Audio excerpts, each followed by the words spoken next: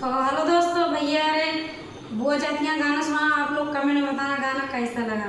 हाँ भैया अरे अवसान माता के गीत सुनावे से तनी हाथी जोड़ी पैया पारो बिनती बहुत करूं। हाथी जोड़ी पैया पारो बिनती बहुत करूं।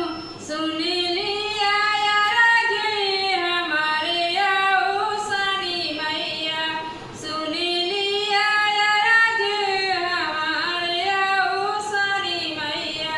मांगिया मादियो मैया लाल पीले संदूरा। मांगिया मादियो मैया लाल पीले संदूरा।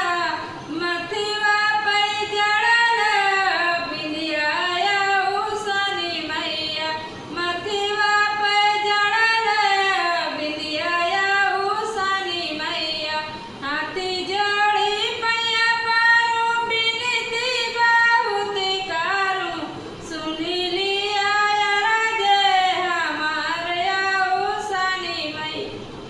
तो भैया अरे गाना कैसे लगा अवसान माई गीता। आप लोग कमेंट में बताना जरूर कि गाना कैसा लगा।